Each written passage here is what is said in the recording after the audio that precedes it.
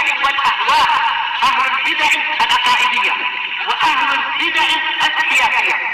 نقول بيننا وبينكم السلف، بيننا وبينكم الكتب، كان فيقول البدع بيننا وبينكم. Bismillahirrahmanirrahim.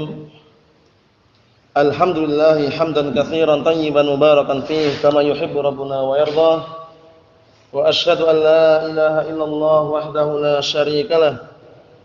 Wa asyhadu anna Muhammadan 'abduhu wa rasuluh sallallahu alaihi wa ala alihi wa sallama tasliman mazida la nabiyya ba'dah. Ikhwani fillah hafizakumullah jami'an wa ra'akum. Sekarang kita masih berada di dalam pembahasan penyebutan dalil-dalil berkaitan masalah syarat daripada kalimat la ilaha illallah. Yang mana terakhir kita ambil adalah dalil dari Al-Qur'an mengenai syarat la ilaha illallah, yaitu as-sidq. Sidqun, kejujuran hati. Jadi ketika dia mengucapkan kalimat la ilaha illallah, hatinya jujur. Nah, dalam artian jangan sampai ucapan berseberangan dengan keyakinannya, atau jangan sampai keyakinan berseberangan dengan ucapannya. Maknanya adalah ketika dia mengucapkan kalimat la ilaha illallah, hatinya juga harus jujur dan meyakini bahwasanya benar-benar tiada sembahan yang berhak untuk disembah kecuali Allah Subhanahu wa taala. Karena nanti kalau seandainya cuman ucapan itu yang ada di mulut saja, hatinya justru mengingkari, itu adalah seperti orang-orang munafikin.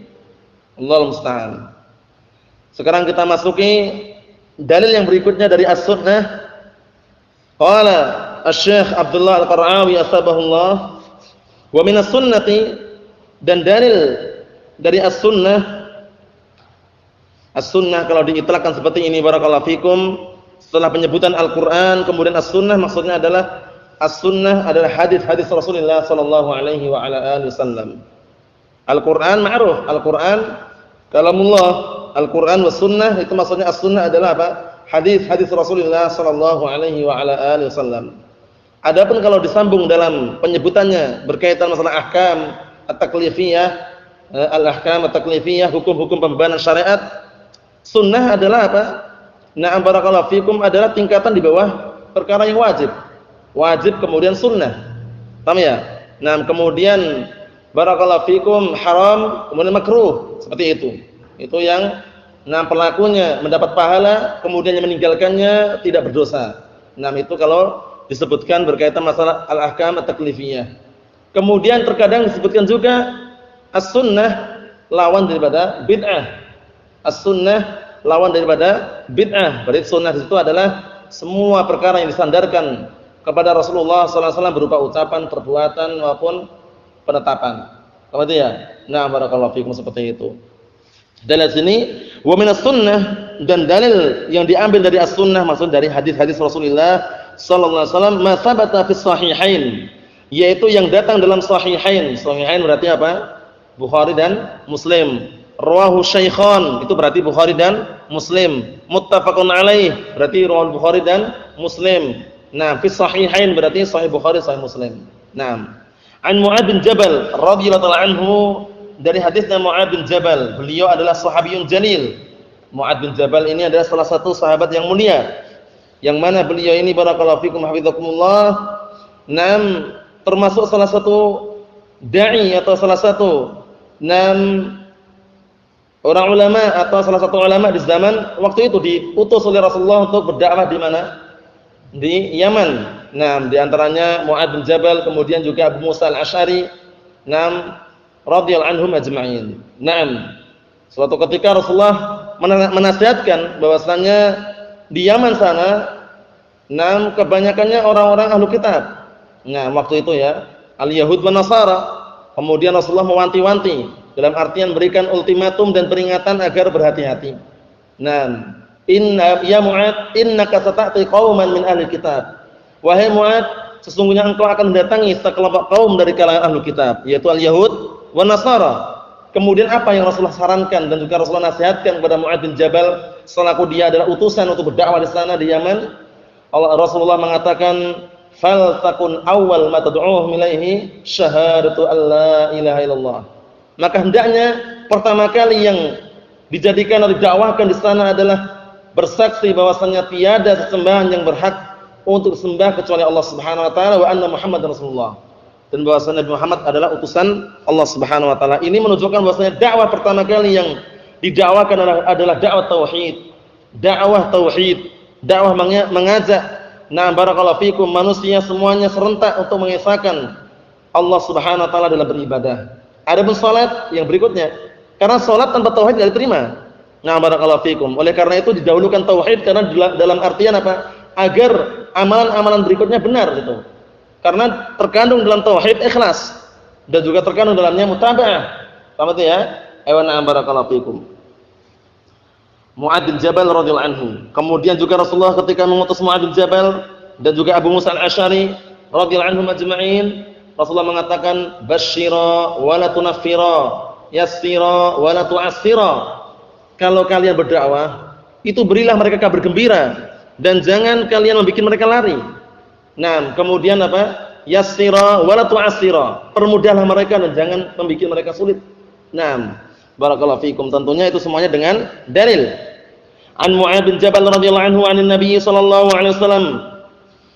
Dari Mu'adz bin Jabal radhiyallahu anhu 'anil Nabi sallallahu alaihi wa ala alihi wasallam, "Ma min ahadin yashhadu an la ilaha illallah wa anna Muhammadan 'abduhu wa rasuluhu sidqan min qalbihi illa haramahullahu 'alan nar." Keutamaan yang sangat mulia dan besar. Kata Rasulullah sallallahu alaihi wasallam, tidak ada seorang pun yang dia itu bersaksi bahwasanya tiada sembahan yang berhak untuk disembah kecuali Allah Subhanahu wa taala dan bersaksi bahwasanya Nabi Muhammad itu adalah hamba Allah dan utusannya, sidqan dalam keadaan jujur, min qalbihi dari lubuk hatinya jujur, illa melainkan haramahullahu 'alan nar. Melainkan Allah Taala akan haramkan api neraka atas dirinya. Maksudnya dia terjaga dari apa? Dari neraka tersebut. Allahu musta'an. Qala asy-syarih Ibrahim al-Khuraisi asbahullah ai wa dalil sidqi minas sunnati ma sabata bis sahihain.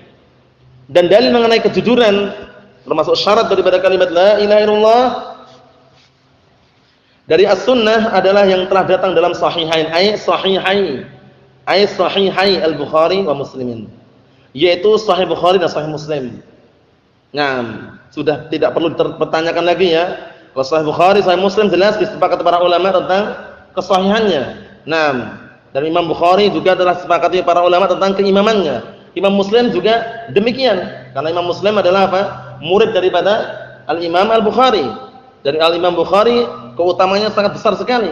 Disebutkan dalam Syiar A'lamun Bala itu mengenai sejarah beliau barakallahu fikum dengan penukilan yang semakna bahwasanya beliau ada salah seorang imam yang menyebutkan tentang keutamaan beliau. Beliau mengatakan suatu ketika mengatakan ahfadzu mi'ata alfi haditsin sahihin wa mi'atai alfi haditsin ghair sahih. Imam Bukhari bayangkan. Aku menghafal 100.000 hadis yang sahih dan 200.000 hadis yang tidak sahih. Bayangkan itu. Jadi di dalam Sahih Bukhari yang sudah diteliti dan juga sudah barakallahu fikum dicek akan kesahihannya itu belum seberapa. Paham ya? Itu kan jumlahnya enggak sampai 100.000. Tapi Imam Bukhari menghafal hadis yang sahih 100.000. Yang tidak sahih berapa? 200.000. Oleh karena itu beliau digelari dengan Jabalul Hifdz. Paham ya? Gunungnya hafalan. Masya Allah ya. Ini imam ya, barakallahu fikum. Kalau kita bagaimana? 10 hadis ada mungkin keberatan ya.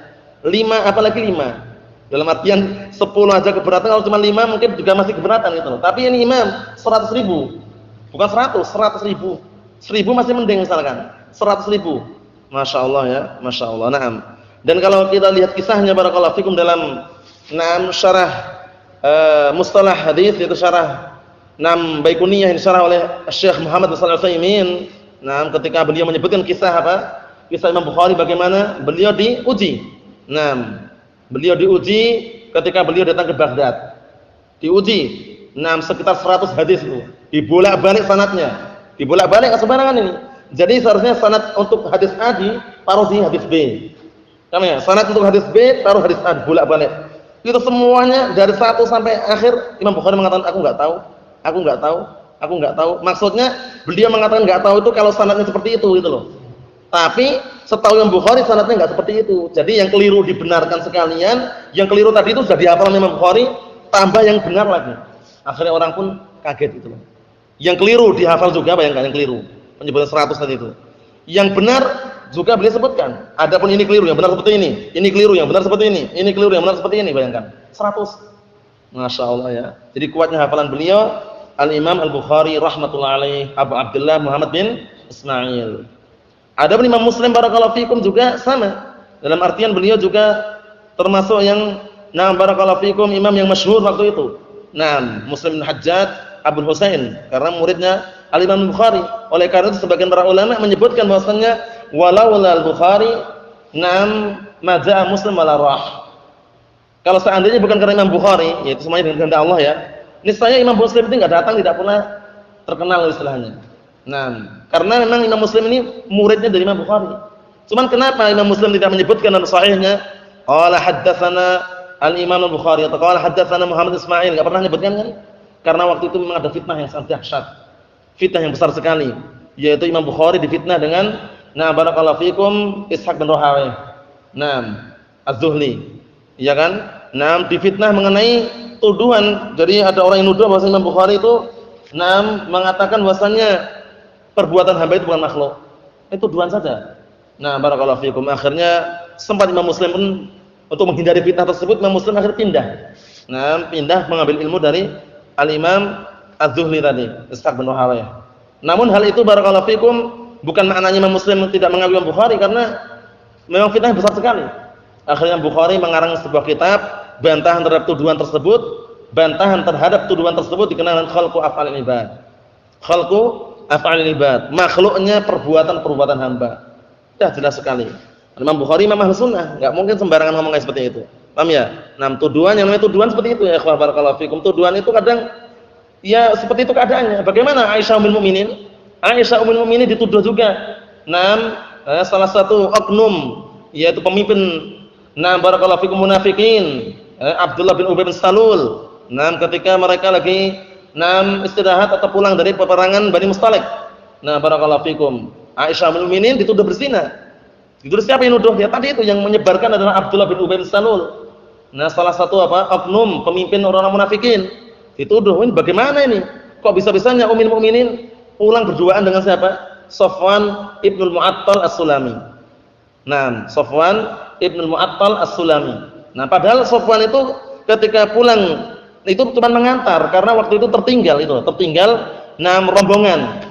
Dan waktu itu tandu yang dibawa oleh para sahabat itu memang langsung dibawa pulang karena Aisyah umurnya waktu itu masih kecil, sekitar 14 tahunan. Sehingga ada atau enggak terasa gitu loh, dibawa pulang ternyata kosong isinya. Aisyah waktu itu lagi pergi mencari kalung yang dia pinjam dari saudara perempuannya Asma binti Abi Bakrin. Ternyata mencari-cari ternyata tertinggal rombongan. Akhirnya saking capeknya dia tertidur di bawah semacam pohon. Kemudian setelah itu Safwan Mu'attal juga habis pergi enggak tahu dari mana gitu, pergi ada keperluan. Ternyata dia menjumpai kok ummul mukminin tertidur situ. Akhirnya dia kaget. Innalillahi wa inna ilaihi raji'un. Dia sampai mengatakan innalillahi wa inna ilaihi raji'un. Ummul mukminin kok bisa di sini? Tapi enggak ada satu kalam pun ucapan yang diucapkan dari Aisyah ummul mukminin. Cuman Safwan mendekatkan ontanya, kemudian ummul mukminin naik di atasnya, setelah itu diantar pulang. Udah, itu aja. Di dalam perjalanan pun enggak ada ucapan sama sekali. Tapi ketika sampai di Madinah, wah ini Ra'isul Munafikin ini menyebarkan isu bahwasanya ummul mukminin Aisyah berzina dengan Safwan Mu'attal. Safwan bin Mu'attal As-Sulami. Allahul musta'an. Tuduhan yang sangat keji. Hingga Abu Bakar Siddiq aja sempat terpengaruh dengan tuduhan tersebut. Bahkan sempat bersumpah untuk tidak memberikan nafkah kepada kerabatnya yaitu Mistah bin Usafah. Allahul musta'an. Dan Rasulullah pun sempat juga hampir terpengaruh fitnah. Barakallahu fikum. Namun Allah Subhanahu wa taala mengetahui dari kalangan hamba-hambanya yang benar dan jujur, akhirnya Allah Ta'ala turunkan surat An-Nur ya, termasuk di antaranya bantahan terhadap tuduhan orang-orang yang menuduh ummul mukminin berzina. Kisah tersebut dikenal dengan apa? Kisahul Ifk, ya kan? Qissatul ifki, yaitu kisah mengenai tuduhan orang-orang munafikin terhadap ummul mukminin dengan tuduhan berzina. Nah, barakallahu fikum. Tidak ada ucapan lain. Nah, Allahu musta'an. Hasbunallah wa ni'mal wakil. Nah, ini barakallahu fikum hafizakumullah. Imam Muslim ini imam yang masyhur. Beliau juga punya karangan dikenal dengan Sahih Muslim, ma'ruf. An Mu'adz bin Jabal Abi Abdurrahman, kunyahnya Abu Abdurrahman, Al-Khazraji, Al-Ansari, As-Sahabi al-Masyhur. Jadi dia termasuk orang-orang Ansar. Orang Ansar itu apa sih? Siapa itu orang Ansar? Orang yang menolong Nabi, mereka penduduk asli Madinah. Nah, orang-orang yang menolong Rasulullah, mereka penduduk Madinah. Tapi mereka bukan apa? Tidak ikut hijrah. Oleh karena itu, keutamaannya lebih utama al-muhajirun atau Ansar? Muhajirun. Limadza barakallahu fikum? Li'anna al-muhajirin jama'u bainan nusrah wal hijrah. Dikarenakan orang-orang muhajirin mereka mengumpulkan antara pertolongan dengan hijrah. Wa ammal ansar nam haula nasaru Rasulullah sallallahu alaihi wasallam lam yakunu minal muhajirin. Adapun orang Ansar mereka menolong Rasulullah sallallahu alaihi wasallam tapi mereka bukan termasuk orang-orang yang hijrah. Paham ya? Nah, maksudnya hijrah di Makkah ke mana? Ke Madinah. Nah, karena orang-orang penduduk Mekah waktu itu barakallahu fikum sebelum hijrah ke Madinah, sebelumnya hijrah ke mana? Habasyah. Hijrah pertama ke Habasyah. Nah, hingga di sana disambut oleh Raja An-Najasyi. Nama Najasyi itu aslinya bukan namanya, sebutan bagi raja yang memegang kekuasaan di Habasyah, Ethiopia dulu dikenal dengan Najasyi. Namanya Ashamah. Siapa? Ashamah namanya. Nah, Raja Najasyi namanya Ashamah.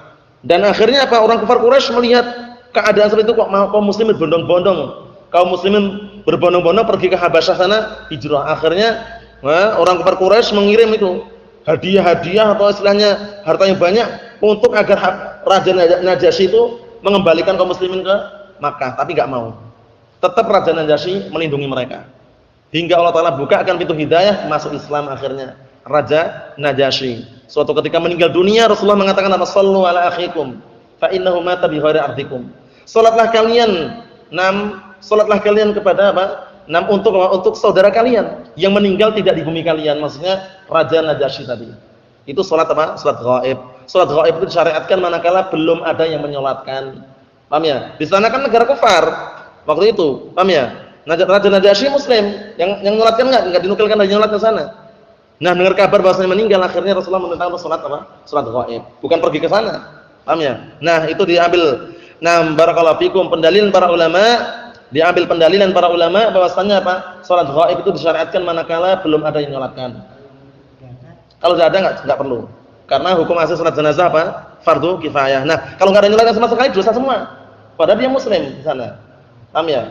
Oleh karena itu enggak mungkin kan misalkan dari barakallahu fikum Madinah atau di Mekah ke Habasyah langsung nyolatkan ke sana kan, karena kabarnya setelahnya itu loh, paham ya? Akhirnya Rasulullah mengatakan sallu ala akhikum. Salatlah kalian untuk saudara kalian. Fa innahu mata bi ghairi ardikum. Salat jenazah kan harus ada jenazah. Kalau salat ghaib enggak harus. Enggak harus, cuman kaifiyahnya sama seperti salat jenazah. Kalau diniatkan menyolatkan sana, cuman itu kalau belum ada yang nyolatkan. Perlu perhatikan itu ya. Barakallahu fikum. Syahidnya barakallahu fikum hafizakumullah. Mu'adz bin Jabal ini adalah sahabiyun jalil ansari. Karena penduduk asli Madinah. Kemudian berikutnya kana ilaihi al-muntaha fil ilmi wal ahkam al-Qur'an. Waktu itu memang kana ilaihi al-muntaha. Kemudian waktu itu memang beliau ini Mu'adz bin Jabal memang orang yang semuanya kembali kepadanya dalam masalah ilmu, hukum dan Al-Qur'an. Wa huwa min a'yanis sahabat, waktu itu dia termasuk orang-orang pilihan para sahabat. Termasuk sahabat-sahabat pilihan istilahnya. Hingga diutus ke mana tadi? Ke negeri Yaman, dakwah Mu'adz bin Jabal ini. Masya Allah. Adapun kisah beliau ketika beliau menjadi imam, memperpanjang sholatnya itu tidak sampai merusak, dalam artian tidak sampai mengejek dan juga mencaci maki beliau, nggak boleh. Karena waktu itu sempat beliau sholat kemudian perpanjang bacaannya. Akhirnya ada salah satu sahabat yang melapor kepada Rasulullah. Rasulullah SAW kemudian Rasulullah pun memperingatkan dengan peringatan yang keras. Afattanun anta ya Mu'adz? Afattanun anta ya Mu'adz? Apakah engkau adalah tukang pembikin fitnah wahai Mu'adz? Karena pada asalnya kalau kita sholat menjadi imam untuk manusia, itu tidak diperbolehkan untuk memperpanjang dengan panjang yang sangat. Paham ya? Semuanya disesuaikan dengan keadaan dan juga tempatnya, situasinya. Barakallahu fikum. Oleh karena itu Rasulullah mengatakan apa? Idza shalla ahadukum lin-nas falyukhaffif. Apabila salah seorang salat di antara kalian menjadi imam untuk manusia maka hendaknya ringan. Fa inna fihi mudha'if fastaqim. Nah, badal hajah, karena sungguhnya di belakang itu ada orang yang sakit, ada orang yang lemah, ada orang yang kebutuhan. Wa na'am, wa idza shalla ahadukum li-nafsihi falyatabil masya. Dan apabila salah seorang di antara kalian salat sendirian, perpanjanglah apa? Sesukanya. Nah, sesuka apa yang dia panjangkan, silakan. Nah, itu tidak sampai merusak kriteria dan juga barakallahu fikum keutamaan Mu'adz bin Jabal. Kekeliruan itu yang namanya manusia kan enggak maksum. Nah, barakallahu fikum. Namun tidak perlu kita membicarakan tentang kejelekan-kejelekan yang berkaitan untuk para sahabat. Cuman itu dalam artian Rasulullah ketika mengucapkan tersebut agar sebagai apa? Peringatan. Tidak diperbolehkan kita berlebihan dalam sebuah ibadah, semuanya letakkan pada tempatnya. Kita lihat sini, qala fihi Nabi sallallahu alaihi wasallam, Rasulullah sallallahu alaihi wasallam bersabda, Mu'adz yuhsyar yaumil qiyamah amama al-ulama bi ratwah. Ini hadisnya wallahu alam, karena jelamnya kayak fihi kalam ya, tentang kesahihannya ya. Nah, barakallahu fikum, karena yang meriwayatkan bukan Bukhari, bukan Muslim, bukan juga Ashabus Sunan. Nah, haditsun sahihun kharajahu Ibnu Sa'ad wa ghairihi. Kharajahu Ibnu Sa'ad wa ghairihi. Nah, ini maksudnya apa? Sahih menurut beliau. Tapi perlu dicek lagi. Artinya Mu'adz bin Jabal itu akan dibangkitkan nanti hari kiamat di hadapan para ulama, bi ratwah ay bi khutwatin aw rumyatis sahmin. Nah, barakallahu fikum, dengan jarak apa istilahnya itu? Dengan satu langkah atau dengan satu lemparan panah. Nah, satu lemparan panah jaraknya. Au nahwi dzalik, atau semisal dengan itu. Kama fil nihayah wa ghairiha, sebagaimana dalam nihayah. Kalau nihayah punyanya siapa? Ibnu Katsir? Siapa? Jangan terbalik-balik. Ibnu Katsir itu bidayah wa nihayah. Ini nihayah lain lagi. Al-bidayah wa nihayah punya siapa? Ibnu Katsir, benar. Tapi kalau nihayah bukan. An-nihayah fi gharib al-hadits itu. Siapa? Ibnul Athir. Paham ya? Bukan Ibnu Katsir, Ibnul Athir. Paham ya? Nah, barakallahu fikum. Bedakan, kalau al-bidayah wa nihayah punyanya siapa? Ibnu Katsir. Kalau an-nihayah ini fi gharib al-hadits, mengenai makna-makna gharib, makna-makna yang asing dalam hadis, itu Ibnu Athir itu. Ibnul Athir, Ibnul Athir pakai A. Paham salah ya? Naam. Wa bil jumlah wa fadailuhu katsirah. Secara globalnya keutamaan-keutamaan Mu'adz bin Jabal banyak sekali. Mata radhiyallahu anhu sanah, beliau meninggal pada tahun 8 Hijriah di Syam. Fi ta'un Amwas, waktu itu ketika ada wabah ta'un yang menyerang di negeri Syam tersebut, beliau termasuk salah sahabat yang meninggal di situ. Naam. Dan umur beliau waktu itu 38 tahun radhiyallahu anhu wa ardhah. Masyaallah. Masih muda, namun sudah menjadi ulama. Karena ulama itu ukurannya bukan umurnya, namun ilmu yang dia miliki dan amalannya terhadap Al-Qur'an dan As-Sunnah. Kalau cuma sekedar umurnya kan tidak bisa jadikan patokan. Oleh karena itu ada ungkapan para ulama, barakallahu fikum, al-alimu 'alimun wa in kana saghiran fis sin wal jahilu jahilun wa in kana kabiran fis sin. Atau semakna dengan itu. Artinya orang yang berilmu itu tetap dikatakan orang berilmu. Orang alim tetap dikatakan alim walaupun umurnya muda. Paham ya? Dan orang bodoh tetap dikatakan bodoh walaupun umurnya tua. Paham ya? Oleh karena itu kita jumpai dari kalangan sahabat yang masih muda umurnya tetap menjadi ulama dan dikatakan bahkan mufassir, yaitu siapa? Abdullah bin Abbas radhiyallahu anhu, mufassirus sahabah. Nah, barakallahu fiikum, umurnya masih muda, masih belasan tahun waktu itu, sebagaimana nukilkan dalam biografi beliau. Namun yang namanya berilmu ya berilmu. Nah, keutamaan yang tersendiri. Allah Taala berfirman, "Dzalika fadlullah yu'tihi man yasha wallahu dzul fadlil 'adzim." Wa lafdhu hadzal hadits 'inda al-Bukhari, dan lafaz hadis ini ada dalam Sahih Bukhari, an Anas bin Malik radhiyallahu anhu. Anas bin Malik siapa? Abu Hamzah. Beliau digelari dengan apa? Khadimun Nabi sallallahu alaihi wa ala alihi wasallam, pembantunya Rasulullah sallallahu alaihi wasallam selama sekitar 10 tahun disebutkan itu ya, Bang ya.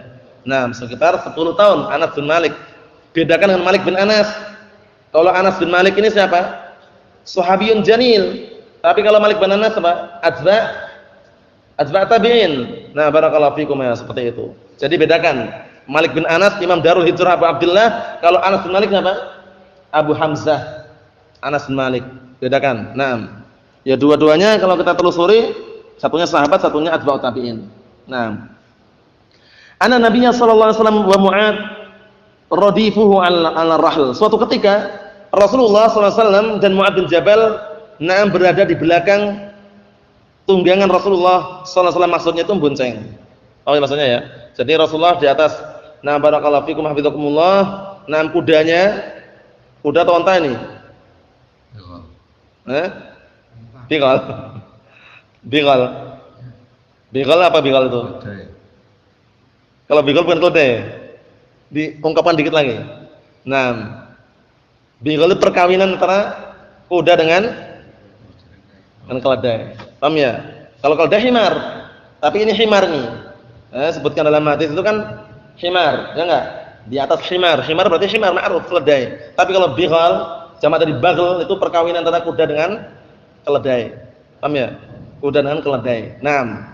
Yang permisalan adalah buruk. Buruk itu kan permisalannya apa? Buruk itu kan fawqal himar dunal bagel. Dia besarnya di atas keledai, di bawah bagel. Paham ya ukurannya? Sebesar apa? Lebih besar daripada keledai, lebih kecil dari bagel. Bagel itu perkawinan antara kuda dengan keledai tadi itu.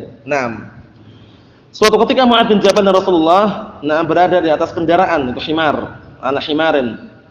Yaitu radifi maksudnya Mu'ad bonceng di belakangnya gitu. Faqala, kemudian Rasulullah mengatakan, "Ya Mu'ad, wahai Mu'ad." Ya Mu'ad bin Jabal, wahai Mu'ad bin Jabal. Qala labbaika ya Rasulullah wa sa'daik. Aku memenuhi panggilanmu wahai Rasulullah. Qala ya Mu'ad, wahai Mu'ad. Qala labbaika ya Rasulullah wa sa'daik. Aku memenuhi panggilanmu ya Rasulullah dan siap menerima apa yang kau sampaikan. Salasan 3 kali diulang-ulang. Qala ma min ahadin, itu lafaznya. Tidak ada seorang pun yang mengucapkan kalimat atau bersaksi dengan syahadatain dalam keadaan hatinya itu murni jujur, melainkan Allah Ta'ala akan haramkan bagi dia neraka. Al-hadits. Wa fi akhirih qala ya Rasulullah afala ukhbir bihin nas fa yastabshiru. Qala idzan yattaqilu. Wahai Rasulullah, apakah boleh aku kabarkan kepada seluruh manusia biar mereka itu saling gembira dan senang gitu loh. Qala idzan yattaqilu. Rasulullah mengatakan idzan, jika demikian yattaqilu, mereka akan apa? Akan bersandarkan. Dalam artian enggak mau beramal itu loh. Sudah nyandarkan apa yang Allah telah tetapkan saja sudah. Enggak mau beramal, intinya yakin. Walaupun enggak salat, yang penting syahadah tak cukup. Akhirnya seperti itu. Rasulullah mengatakan idzan yattaqilu. Kemudian dalam riwayat yang lain disebutkan apa? Barakallahu fikum i'malu fakullun muyassarun lima khuliqalah. Rasulullah tetap merintahkan untuk beramal. Beramalah kalian, masing-masing kalian itu akan dipermudah dengan apa yang kalian ciptakan untuknya. Dalam artian dimudahkan dengan apa yang Allah Ta'ala tetapkan untuk kalian. Kalau dia termasuk penduduk surga atau orang yang bahagia, akan Allah Ta'ala mudahkan dia untuk beramal amalan kebaikan. Kalau dia termasuk penduduk neraka, orang yang sengsara, maka Allah Ta'ala mudahkan dia untuk beramal amalan penduduk neraka. Seperti itu. Kemudian apa? Wa akhbara biha Mu'adun 'inda mautihi ta'assuman. Kemudian Mu'ad bin Jabal mengkabarkan dengannya ketika menjelang kematiannya dalam keadaan merasa berdosa, ai khasyatal wuqu' fil ism al-hasil min kitmil ilmi. Dalam artian barakallahu fikum, merasa khawatir kalau seandainya terjatuh pada perkara dosa yang ditimbulkan karena menyembunyikan ilmu. Barakallahu fikum. Jadi perlu diperhatikan. Dalam artian jangan sampai ilmu yang kita miliki dan kita bisa mendakwahkan secara pelan-pelan dan secara kemampuan kita yang kita miliki jangan disembunyikan, jangan pula ditimbun, namun diajarkan. Walaupun keluarga kita, anak kita, istri kita, enggak masalah. Sesuai dengan kemampuan yang kita miliki. Tentunya kemampuan yang sudah tentunya sudah kita ambil dari Al-Qur'an dan As-Sunnah, bukan kemampuan per individu kemudian pendapat para tokoh, tidak. Karena apa? Karena Al-Qur'an dan Sunnah masih ada ikatan bi fahmi salafil ummah, ya enggak? Al-Qur'an dan As-Sunnah dengan bimbingan pemahaman para salaful ummah, bukan pemahaman per individu. Dipahaminya dengan pemahamannya para salaful ummah walaupun berbeda-beda dalam mengungkapkan. Fasyahid min hadzal hadis, intinya dalam hadis ini qauluhu sidqan min qalbih, jujur dari lubuk hatinya. Fashtarata fi syahadatain as-sidq. Fashturita fi syahadatain as-sidq. Maka disyaratkan di dalam dua persaksian kejujuran, alladzi didduhu al-kadzib, yang mana lawannya adalah al-kadzib. Waqad qala Allah Ta'ala berfirman, "Idza ja'akal munafiquna qalu nashhadu innaka la rasulullah." Apabila datang orang-orang munafik kepada engkau, mereka akan mengatakan kami bersaksi bahwasanya engkau itu Rasulullah. Wallahu ya'lamu innaka la rasulullah, padahal Allah Ta'ala tahu sesungguhnya engkau memang benar utusannya. Wallahu yashhadu innal munafiqina lakadzibun. Dan sungguh Allah Ta'ala bersaksi bahwasanya orang-orang munafik mereka adalah orang-orang yang dusta. Oleh karena itu dalam surat Al-Munafiqun sepenuhnya itu bisa dilihat ayat 1 sampai akhir itu apa? Penjelasan mengenai keadaan orang-orang munafikin. Ada perilaku tingkah lakunya, gerak-geriknya. Nah, bisa ditambah lagi kalau membaca tentang kisah orang munafikin dalam surat apa? At-Taubah. Mengenai peperangan bagaimana mereka dan gerak-gerik mereka. Nasallahu as-salamata wal afiyah. Subhanakallahumma bihamdika asyhadu an la ilaha illa anta astaghfiruka wa atubu ilaik. Walhamdulillahirabbil alamin.